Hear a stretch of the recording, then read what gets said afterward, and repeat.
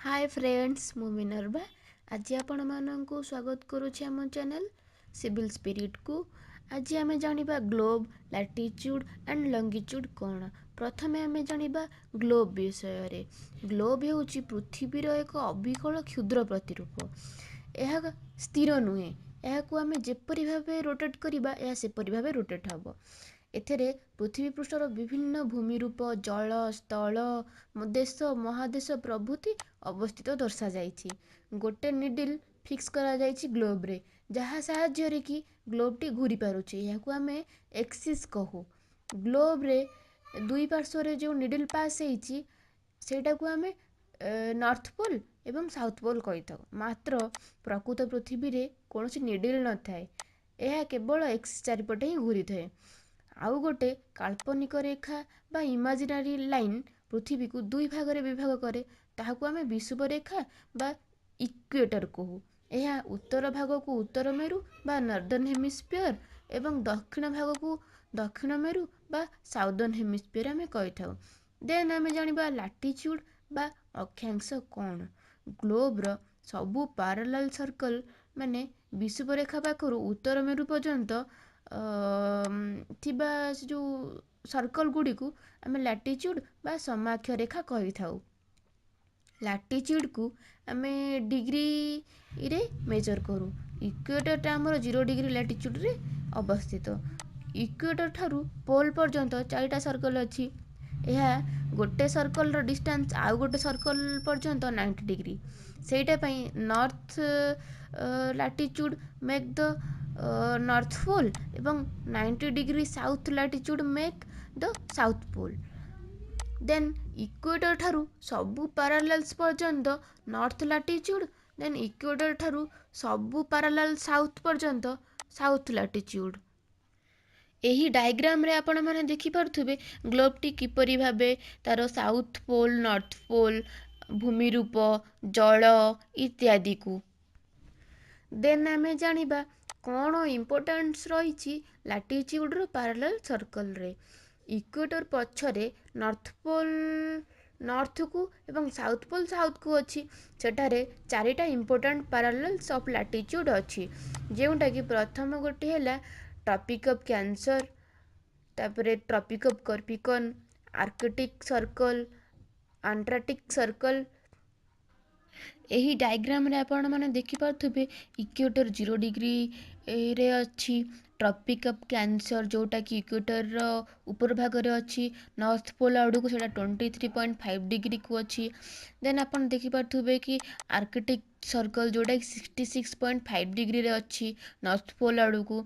Then north pole पाखरे थिबा जे point आपण देखि पारथुबे याकू फ्रीज जोन आमे कहिथाउ। देन इक्वेटर रो तळ भाग को देखि पारथुबे ट्रॉपिक ऑफ कैप्रिकॉर्न एवं ता तळ भाग को देखि पारथुबे अंटार्कटिक सर्कल। देन ता तळ भाग को आमे फ्रीज जोन कहिथाउ। देन आमे जानिबा heat zone of the earth माने पृथ्वीर तापमंडल। वर्षर गोटे दिन जेउथरे कि सूर्य एक्जाक्टली मुंड उपरे थाए, सेही दिन सूर्य दुईटी लैटिट्यूड बा अक्षांश मध्य रे थाए। सेही दुईटी हेले ट्रॉपिक ऑफ कैंसर एवं ट्रॉपिक ऑफ कैप्रिकॉर्न। सेटा पई सेही एरिया रे बहुत हीट रिसीव करे, सो सेही अंचल को ग्रीष्म मंडल कहा जाए एवं ट्रॉपिड जोन कहा जाए। सेही परी ट्रॉपिक ऑफ कैंसर उत्तर ओ ट्रॉपिक ऑफ कैप्रिकॉर्न दक्षिण को कौनसी स्थान उपरे सूर्य लंब भाव देखा जाती नहीं। एठारे सूर्य तिर्यक भावे पड़े। एही अंचल को नातिशीतोष्ण मंडल कहा जाए, जोटा कि आमे इंग्लिश रे कहिथाउ टेम्परेट जोन। सेही परी नॉर्थ रे हमर आर्कटिक सर्कल नॉर्थ परे देखिथिबे नॉर्दर्न हेमिस्फीयर आड़े एवं अंटार्कटिक सर्कल एवं साउथ पोल आड़कू आमे जो साउदर्न हेमिस्फीयर देखि थाउ एही जगह को आमे फ्रीज जोन कहि थाउ। देन आमे जानिबा लैटिट्यूड परे लंगिट्यूड कौन।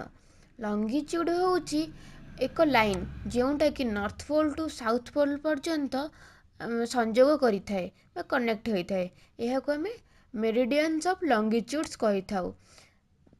ସେହିପରି ଗ୍ଲୋବରେ ବହୁତ ସାରା ଲାଇନ୍ ଥାଏ। ଏହି ଯେଉଁ ଲାଇନ୍ ଗୋଟେ ଲାଇନ୍ ଟୁ ଆଉ ଗୋଟେ ଲାଇନ୍ର ଡିଷ୍ଟାନ୍ସକୁ ଆମେ ଡିଗ୍ରୀ ଅଫ୍ ଲଙ୍ଗିଚ୍ୟୁଡ଼ରେ ମେଜର୍ କରିଥାଉ। ଇଚ୍ ଡିଗ୍ରୀ ଅଫ୍ ଲଙ୍ଗିଚ୍ୟୁଡ଼କୁ ଆମେ ଫର୍ଦର ଡିଭାଇଡ଼ କରାହେଇଥାଏ ମିନିଟ୍ସରେ, ଦେନ୍ ମିନିଟ୍ସ ଡିଭାଇଡେଡ଼ ହୋଇଥାଏ ସେକେଣ୍ଡସରେ। ଏଗୁଡ଼ିକ ସେମି ସର୍କଲ୍ ଏବଂ ସେଗୁଡ଼ିକ ମଧ୍ୟରେ ଡିଷ୍ଟାନ୍ସ ଡିକ୍ରିଜ୍ ହେଇଥାଏ ପୋଲ୍ ଆଡ଼କୁ। ପୋଲ୍ରେ ସବୁ ଲାଇନ୍ ଯାଇକି ମିଟ୍ ହେଇଥାଏ, ଏହାକୁ ମେରିଡ଼ିଆନ୍ସ ମିଟ୍ସ କହିଥାଉ ଆମେ। ଯେଉଁ ମେରିଡ଼ିଆନଟା ଆମର ଗ୍ରୀନୱିଚ୍ ଦେଇକି ପାସ୍ କରିଥାଏ ଏହାକୁ ଆମେ ପ୍ରାଇମ୍ ମେରିଡ଼ିଆନ୍ କହିଥାଉ। ଏହାର ଭ୍ୟାଲ୍ୟୁ 0 ଡିଗ୍ରୀ ଲଙ୍ଗିଚ୍ୟୁଡ଼। ପ୍ରାଇମ୍ ମେରିଡ଼ିଆନ୍ ପାଖରୁ ଇଷ୍ଟକୁ ଆମେ 180 ଡିଗ୍ରୀ କାଉଣ୍ଟ କରିଥାଉ ଏବଂ ୱେଷ୍ଟକୁ ଆମେ 180 ଡିଗ୍ରୀ କାଉଣ୍ଟ କରିଥାଉ। ଏହି ଡାଇଗ୍ରାମରେ ଆପଣମାନେ ଦେଖିପାରୁଥିବେ ପ୍ରାଇମ୍ ମେରିଡ଼ିଆନଟି ଆମର ମଝିରେ ଅବସ୍ଥିତ, ଯେଉଁଟାକି ଗ୍ରୀନୱିଚ୍ ଦେଇକି ପାସ୍ କରିଛି, ଏବଂ ତାର ୱେଷ୍ଟକୁ ଦେଖୁଥିବେ ୱେଷ୍ଟର୍ଣ୍ଣ ହେମିସ୍ଫିୟର ଯେଉଁଟାକି 180 ଡିଗ୍ରୀ ୱେଷ୍ଟ, ଏବଂ ତାର ଇଷ୍ଟକୁ ଦେଖିପାରୁଥିବେ ଆପଣ ଇଷ୍ଟର୍ଣ୍ଣ ହେମିସ୍ଫିୟର ଯେଉଁଟାକି ତାର ଲଙ୍ଗିଚ୍ୟୁଡ଼ 180 ଡିଗ୍ରୀ ଇଷ୍ଟ। ପ୍ରାଇମ୍ ମେରିଡ଼ିଆନଟି ପୃଥିବୀକୁ ଦୁଇ ଇକ୍ୱାଲ୍ ଭାଗରେ ବିଭାଗ କରିଛି। ଗୋଟେ ହେଉଛି ଇଷ୍ଟର୍ଣ୍ଣ ହେମିସ୍ଫିୟର ଆଉ ଗୋଟେ ହେଉଛି ୱେଷ୍ଟର୍ଣ୍ଣ ହେମିସ୍ଫିୟର। ଆପଣମାନେ ଗ୍ଲୋବକୁ ଲକ୍ଷ୍ୟ କଲେ ଦେଖିଥିବେ ଲାଟିଚ୍ୟୁଡ଼, Parallels of ଲାଟିଚ୍ୟୁଡ଼ and meridian of ଲଙ୍ଗିଚ୍ୟୁଡ଼ ଗ୍ଲୋବରେ ଯେଉଁଠି ଇଣ୍ଟରସେକ୍ଟ କରିଥାନ୍ତି, ଏହାକୁ ଆପଣ ଦେଖିଲେ ଜାଣିପାରିବେ କି ଲାଟିଚ୍ୟୁଡ଼ କ'ଣ ଏବଂ ଲଙ୍ଗିଚ୍ୟୁଡ଼ କ'ଣ।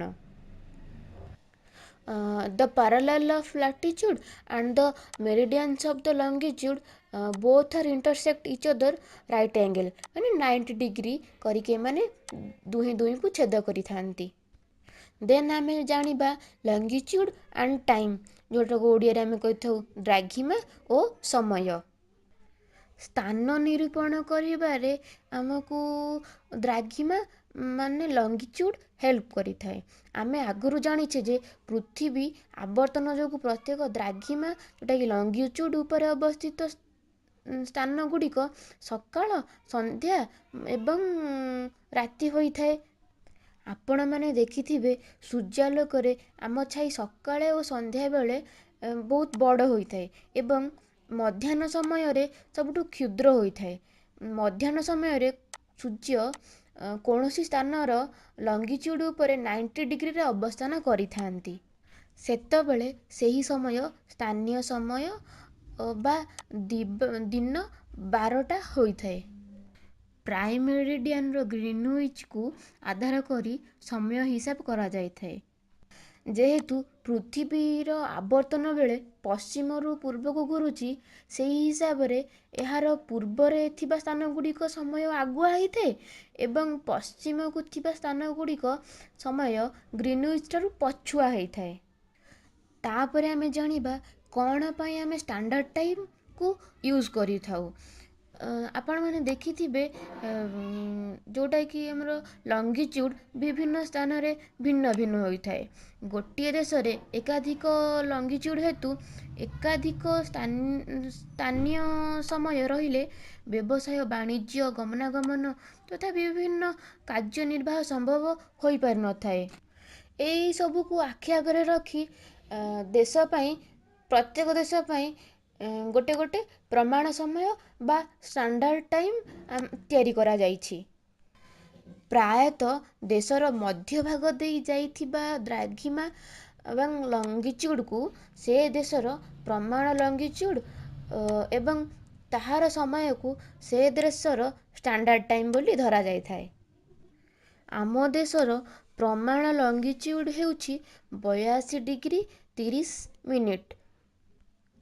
Thank you for watching my channel Civil Spirit. Please do like, subscribe my channel for new updates. Please press bell icon for new updates. Thank you.